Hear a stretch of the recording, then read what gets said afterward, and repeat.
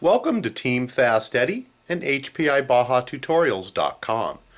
Today we're going to play around and have some fun. We're going to go ahead and dye some white plastic parts using Rit Dye and hot water. And we're going to go over some of the procedures you'll need to go through as well as dye a few parts. We're going to play around with dyeing a dark sole plastic roof scoop. And we're also going to do some RPM A-arms front and rear. Several of the companies, including Dark Sole and RPM, are coming out with plastic molded parts that are dyeable, as well as Hostile Hobbies has an upcoming line of plastic dyeable parts that'll be out probably within the next week or two. So keep an eye out for those. We're going to be using Rit Dye. Rit Dye comes in two separate forms. It comes in a powder, which we're using today, and it also comes in a liquid bottle. And you can use either one, it doesn't matter. The second thing that you're going to need is water and a pan or a bucket and a heat source. You can use your stove and an old pot that you might have laying around. Do yourself a favor and don't use your wife, your girlfriend, or your mother's good pot, because it's a great way to get your ass kicked. And I know this out of personal experience from all three. I've been doing this for a long time. Today what we're using is the equivalent of a hot pad with a bowl on it. We're lucky enough in our shop to have a heated source, which is actually an ultrasonic cleaner, but we're not using the ultrasonic part. What we've done is mine is able to heat up very close to boiling, and that's where we're going to put it. So what you're going to want to do is get an amount of water that's going to cover the parts and more. It's better to use more water than less, and then go ahead and heat it up, and you're going to want to bring it to a little bit less than a simmer, not quite boiling. If you do get it boiling, it can make a mess with all of the boiling can produce little bubbles and splatter your dye all over the place. You're also going to want to cover the area that you're working in, and if you're around the stove, be careful, because you don't want any newspaper or rags that you're using to catch on fire from the stove. So use your noggin and be careful about what you're doing, and get a source of water that's close to boiling. You're going to want to get your part. And along with your parts that you're going to boil, you're going to want to get either some metal wire or zip tie or string or something to tie around them so that you can dunk them into your pot and take them out easily without getting your hands dirty. I'll tell you again by experience, if you stick your hands in the hot water, not only does it burn, but it's also going to stain your hands whatever color you're dyeing your parts. So as our water's heating up, we're going to go around and see what we can find as far as some metal wire or some string to tie our parts up with, and then we're going to get this video rolling.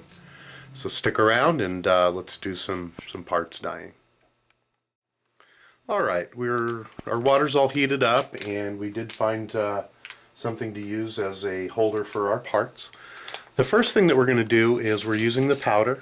We have about a quart of water in here, and I always like to go with a little bit more powder than less. And there's enough in here, I would say, to do a gallon or so of water. So we're going to use probably around half of the powder.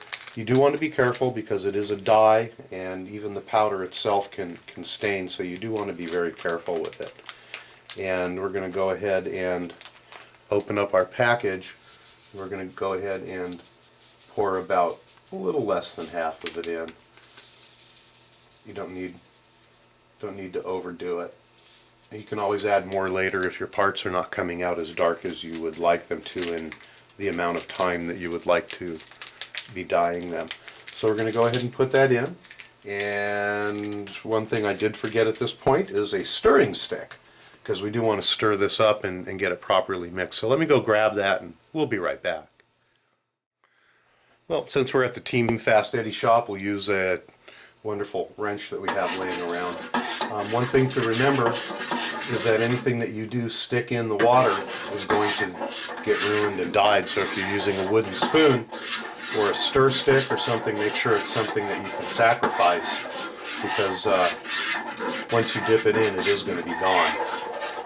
And we've gone ahead and just used a wrench here because it's not going to dye and it can wipe off easily. You're going to want to stir it up and make sure that your granules are completely saturated and gone, and make sure that you do have your proper liquid going.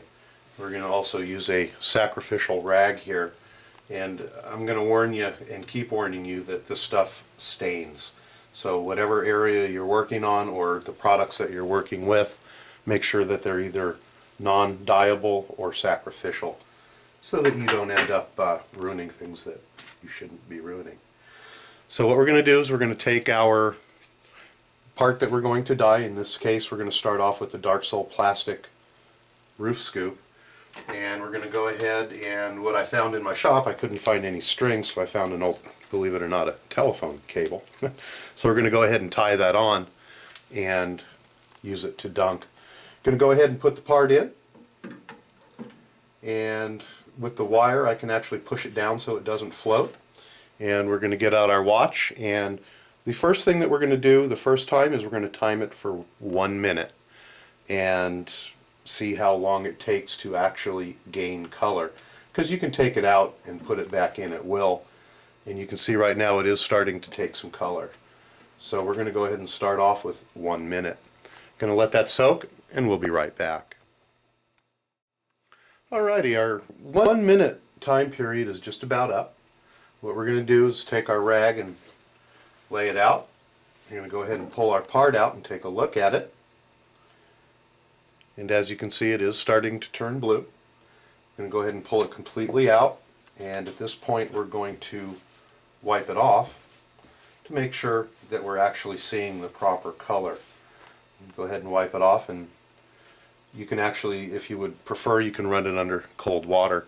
Right now it is just a light blue, and the blue pretty much actually is matching TGN blue here.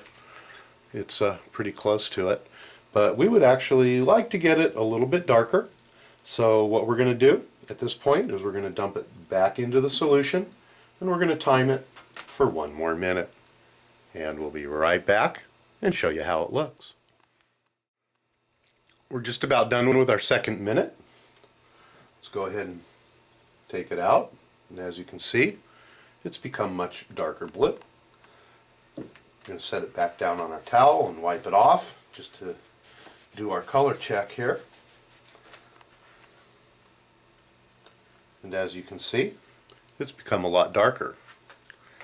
The coloration is very even on it, and we still want to go just a little bit darker than what we have. So we're going to put it back in, and we're going to time it for 1 more minute. Depending on the plastics that the product that you're working with is made out of, different lengths of time are going to be needed to do any color matching. And the Dark Soul hood scoop may take longer, or it may take a shorter time than the RPM A-arms that we're going to dye here in just a little bit. So what you're going to want to do is, if you're trying to match up parts, is you're going to want to very accurately time it if you're using a small vessel like I am, or if you're using a larger vessel, you can tie all the pieces together and put them all down inside your bucket at one time so that they're all the same color.